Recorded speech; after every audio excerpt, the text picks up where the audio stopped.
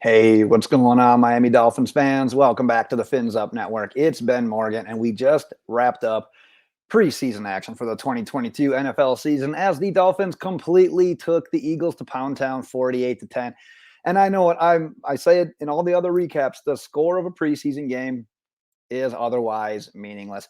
But you got to admit, this last game, seeing the ones play a little bit, seeing the way they scored the way that they did, having this game essentially in the books right away throughout the first half is a nice way to have some momentum coming into the regular season. So I'm going to get into that here in a little bit, but I am going to switch up the game recap a little bit this week because rather going through all of my player notes that I took through the game, because trust me, there are a lot. I'm more so going to dive a little bit deeper into some of my top takeaways. And since I won't hit on every single takeaway from the game, I want you to drop your top takeaways in the comments below, and we'll see how comparable they are to mine. Well, let's start out with the beginning because I talked about the ones, and that was Tua's drives. So basically the first three drives, and mainly that first drive as well, because that thing was damn near flawless, but the offense got points on all three of these drives that had most of the ones in it. Success on the ground, success through the air. On that first drive, a 51-yard completion to Tyreek, starting that game the way every single Dolphins fan wanted it to start. Like if you could have dreamt up and called the play, that is the play that you would have called. Don't lie to yourself. Followed that up with a 13-yard completion to Tyreek. Mostert goes for 3. Drive is capped off with an 8-yard touchdown to River Cracraft. So a 4-play touchdown drive. And yes, these drives, these first 3 drives were against mostly Philly's backups. They're twos. But keep in mind, Miami was also having this much success without Teron Armstead, without Jalen Waddle, without Alec Ingold. 3 pretty damn important pieces when you're looking at the Dolphins offense in general. And if you look at that third drive, which was the second touchdown drive of the 3 series, every single play that the Dolphins ran went for 6 or more yards outside of Sony Michel's run that got them to the 1-yard line and then his 1-yard touchdown as well. And I just want to finish off this point real quick as well.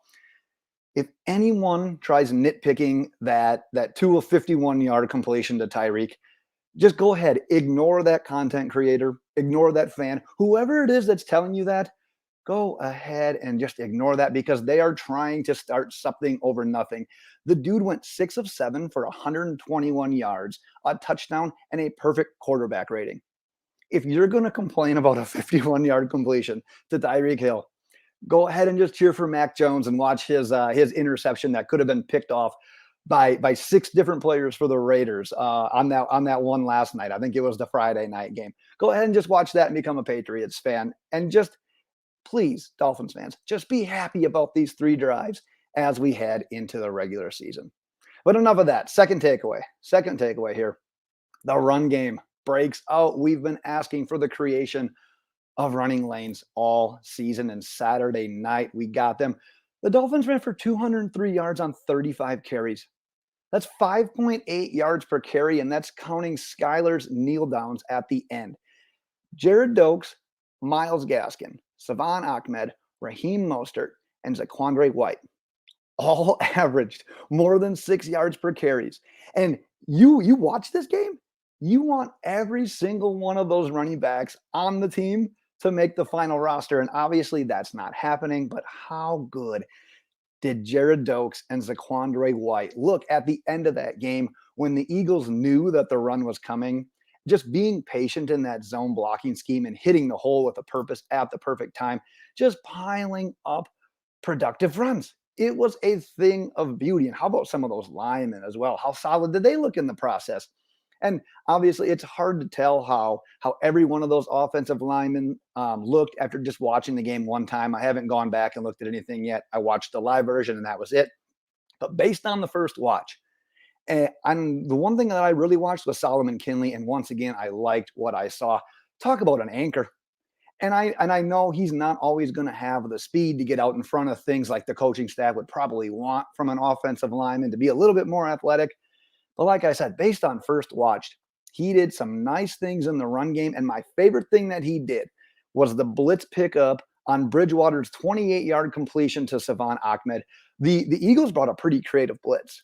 And Kinley kind of let things sort out in front of him. He didn't panic and chase one of the rushers. He picked up the blitzer that the play call was schemed to free up, hit that, and then Ahmed was wide open because the blitz obviously didn't land, created a 28-yard catch and run. So I like what I saw from Kinley and several others, but we saw the run game break out. So let's jump into my next takeaway, and it's which wide receivers stick. Because if we're of the belief that Tyreek, Waddle, Wilson, Ezukama, and Sherfield are safe on the 53-man roster, we're looking at one, maybe two more wide receivers making this team's final 53. And the way that the game starts off, you think, oh, it's River Cracraft. He did have the bad drop. We got to give him that. But he hauled in Tua's touchdown, and he was literally Mr. Reliable for a while there, finishing with 4 catches for, I believe it was 54 yards. And then as soon as my mind was, I'm literally ready to mentally write off Lynn Bowden because he's really not getting into much of the action. And by the time he does get into the game, the score's a little bit out of the hand. Miami's running the ball well. They're controlling the clock. Bang. You get a 39-yard catch and run where he showed a little bit of that ability to create after the catch. And that's what this offense wants and what it demands. He's not going down on arm tackles. He's showing good balance by the sideline. And he finishes the play with 6 points. And then you also have Braylon Sanders as well. He caught one pass for 12 yards. Just really wasn't called upon a ton in this game to create, really didn't need to. But we can't take away how electric and how consistent he has been nearly all of the offseason. So I'm going to dive a little bit more into the wide receiver position in what'll be my next video, which is I'm going to attempt to predict the final 53-man roster. But tonight will definitely make you think twice about River Cracraft and Lynn Bowden Jr. And I've got one final takeaway that I'm going to leave you with, and it's Channing Tindall's nearly great game. I think you guys all know what I'm talking about. Because judging linebackers is actually another thing that's a little bit hard to do after just one watch of the game. But outside of Tindall missing the tackle, that's the one thing we all know about.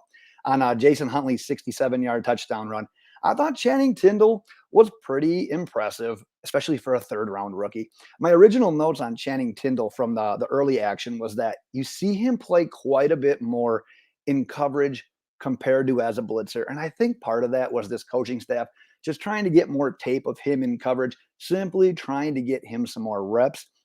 He had some really good reps early where he was up at the line of scrimmage. He would fake that he was blitzing, and then he would fall back into that coverage.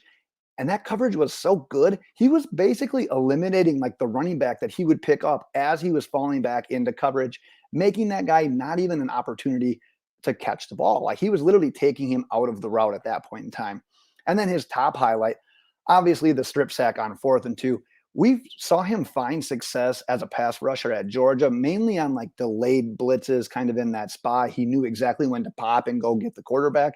Blitzes up the middle, a lot of spy stuff. But tonight, we saw him set up on the edge. I think he was on the right edge. Got his man set up inside, was able to then fight back inside, get the sack, get the strip sack for the forced fumble. So that was obviously great to see as well. I think that's the ones that I had here. So I'm going to leave it with that as my top takeaways. But like I mentioned in the beginning, let's hear your top takeaways in the comments below. Also, keep an eye out for that 53-man roster prediction video. That'll be dropping soon now that preseason is under wraps. So that is my time for today, Miami Dolphins fans. Enjoy that win. Let's get ready for the season. And until next time, fins up.